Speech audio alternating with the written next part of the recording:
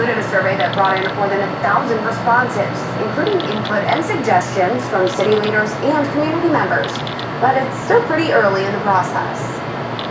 What are the immediate, what are the short-term, and what are the longer-term initiatives that we either individually can take or collectively can take to implement a healthier drinking culture in Traverse City? The study's next step is to hold public input sessions, which will start next month. The group hopes to have a full report for the city sometime this fall. Traverse City's drinking culture is the focus of a multi-year study, and now an update for the Downtown Development Authority. This morning, the DDA board got an update from the group leading the study for Traverse City's healthier drinking culture. 9 and 10's Bill Framlich has more details on what the group is starting to find.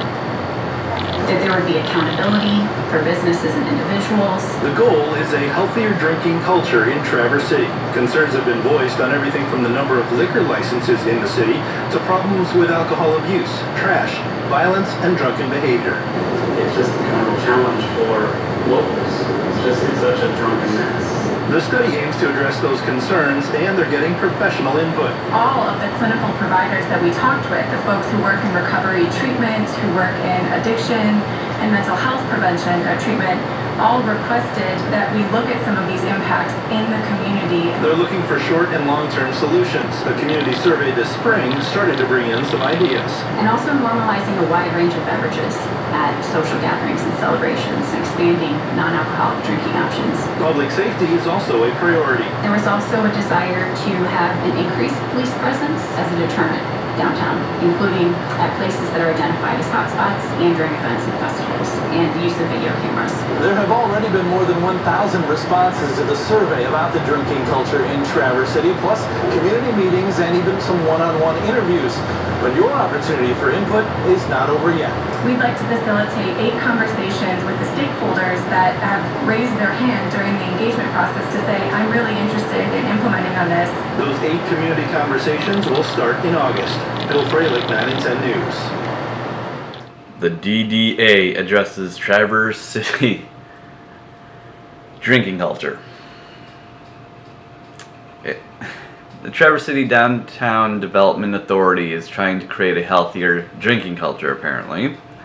And things that don't need a survey got a survey. Results from a community survey showed 1,000 people think there's a drinking problem in the downtown area. No shit, Sherlock. Anyone that is in the Traverse City area, especially at nighttime, knows this. This doesn't need a survey. This doesn't need a project, a research, peer-reviewed nothing.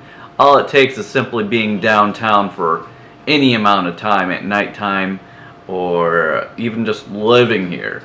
It's just one of those things where if you live in Traverse City, you know there's a fucking drinking problem, much less the hot spot being downtown, where there's about 3 bars in literally, there's the Double Wide, which is 2, and then there's 4 Monks, which is 3, and then the 4th one is a little bit more of a walk, but the UhhhDuhhh, which is 4, and that's within a mile radius, definitely under a mile radius. I mean, they're so clustered together, it's ridiculous. Then you add on top of that all the restaurants that are next to each other that also serve alcohol, and it's just a clusterfuck of alcoholism, and it creates alcoholism faster than anything else can. Just by living in Traverse City, you are at risk at becoming an alcoholic because of the insane peer pressure to be someone who drinks wine if you're a fancy upscale lady, or if you want to be some richy ditchy oh, I'm so fancy and so rich, oh yeah, then you drink wine, right? You know, to be that pretentious little snooty stuck up type. Now if you're a manly man, oh yeah, manly man, and you're gonna go drink beer. What? 1 beer, 2 beer, 3 beer, 4 beer, vodka, so on and so forth. You get the idea here. that little demonstration, of which I used Stone Cold Steve Austin's persona to elaborately get across, is, you know, if you want to be some all-American manly man, masculine and all that other crap, you gotta go to a bar and you gotta drink beer, get fucked up on alcohol and drink vodka and bourbon and so on and so forth. You know, it's that type of culture here. So then you add on from the cultural perspective the fact that you are literally surrounded by bars and wineries every fucking where you go in northern Michigan, specifically in the Traverse City area. We got too many breweries. It's insane the amount of breweries, bars. Like, we might as well call this Beer City or Alcohol City or something of that nature, because there is literally that many bars, that many breweries, and that many wineries all in one congested area known as Traverse City, Michigan. So, again, it's one of those things where you don't need a fucking survey for this. If there's going to be all these bars and all this peer pressure, you know there's all these weak-minded losers that are obviously going to go and get drunk and develop alcoholism because of it. Because they're, unable to, say no, or, say no to peer pressure and actually not drink and things of that nature.